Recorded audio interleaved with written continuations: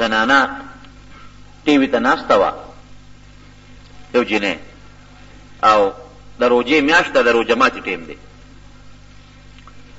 نو میلمانه ورکره راتلل. نو هغه مور هغه لور ته وایي چې بچی لورې راشه، دا میلمانه راځي چې دا روژه ماتې ورته برابر کړو. لور ورته وایي مورې په دې ټي وي کې یو ډېر ښه پروګرام دی او زه نشم در کوزېدی. مور ورپسې بیا راله چې بچی ته را کوزه شه، میلمانه راځي، هغې له څه د روژه ماتي بندوبست برابر کړو، زه پخلي وکړو، زه یوازې نشم کولی. وی دی هغه ټي وي واغېشته، دویم چت ته وخته چې دا مور راته هر وخت چغې ولګه چې ځان پسې دروازه بنده کړه. چې د روژه ماتې ټیم شو، نو بیا ورته هغه مور چغه وویله چې دغه هر څه خو ما تیار کړه، میلمانه م رالله، نو راشد دا روژه خو ماته که که نه. هغه روژه ماتې له م راکونه شو. چې راکونه شو، اخره کې مور یې وله دروازه ورته ډبوي، دروازه نه کولاوېږي. هغه میلمانه هم راوستل چې جینۍ خو وختي راسې مازدیګره داسې ناسته چې ټي وي کې پروګرام دی، نه روژه ماتې له راکو شو، نه ما سره کار روزګار وکړو، څه چل دی چې اوس دروازه هم بنده ده او ټي وي کولاو دی ورته غږېږي، دروازه ډبۍ ډبۍ نه، اخره کونډۍ ورپسې ماته کړه. چې ماته کړه ګورې د ټي وي مخکې مړه پرته ده، ګوره اوس ښه چې مړه پرته ده، زر یې مور ور منډه کړې چې جینۍ په ځمکه مړه پرته ده، چې لاس یې ور واچو راوچتېږي، پلار ته یې واز کړې، میلمانو را منډه کړې، زور لګوي چې دا د ځمکې نه راوچتېږي نه، دومره کلکه نښتې ده په دا ځمکه پورې چې د ځمکې نه څوک راوچتولی نه شي. جناب کوم چې رشته دارانو یا نږدې خلکو هغوی ټول لاړل چې دا ښځه دومره څنګه درنه ده چې نه اوچتېږي، په زور راوچته، ټول خلک زور لګوي، چېرته چا پکې ټي وي ته ګوتې کړي دي یا به د رشته وجې نه چې ورېږه دا بلا خو لږ اخوا کړو که نه، چې ځای وشي چې په زور دا جینۍ اوچته کړو، خو چې ټي وي ته یو کس ګوته کړي او ټي وي اوچت شو، بس جینۍ اوچته شو، چې دوه کس ونیو اوچته سپکه شو، وجود یې لاش یې سپک شو. او دا خو د چل په دا ټي وي کې دی، چې ټي وي اوچتئ نو بس جینۍ اوچتېږي ورسره، په لاسونو کې اوچتېږي، او چې ټي وي ږدي جینۍ بیا ځمکې پورې نښتي.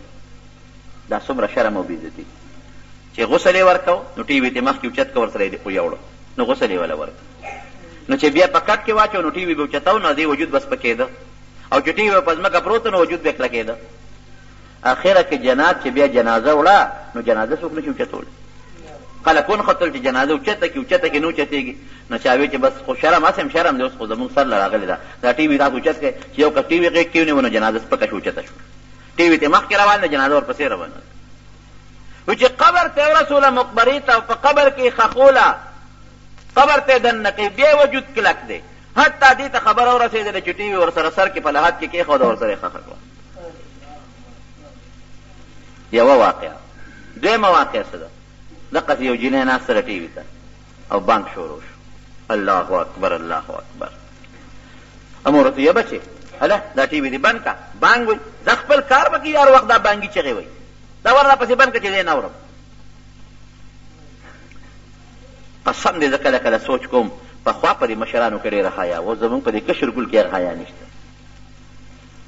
چې که موږ ماشومان وو که نه، نو چې واده به په هغې کې به دا ډولکي او دوکړی به په دې لاره تېرېدلې، نو چې د جومات خوا به راله نو وي دا بند کړې، داسې به که نه وه دا مشران، او چې مقبره به راله مقبره نو وي دا بند کړې، او چې د ملا کور به راغې وي د مولوي صاحب کور دی لکه وي بند کړې دا شی، د هغې به خلکو حیا او احترام به کوو.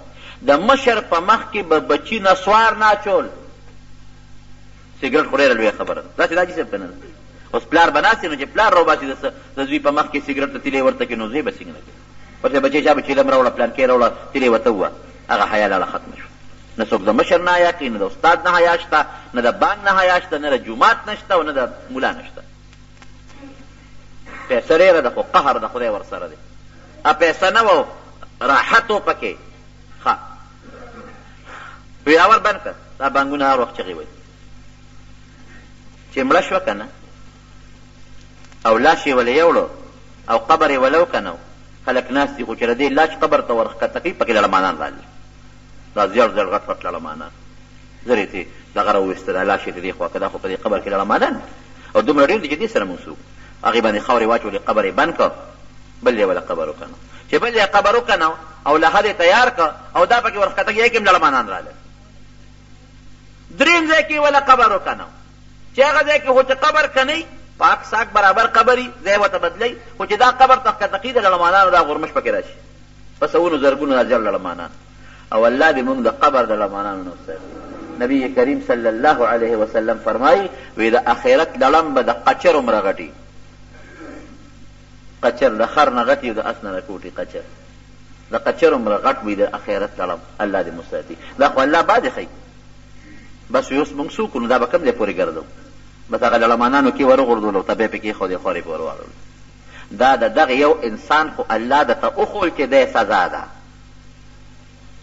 دا نورو لم دغه سزا وي، خو د آخرت هغه عذاب الله هر چاته نه ښیي چې زمونږ په ایمان بالغیب راشي، هر چاته الله نه ښیي، بعضې ښیي او جلک درته الله تعالی ښیي. موبایل ساته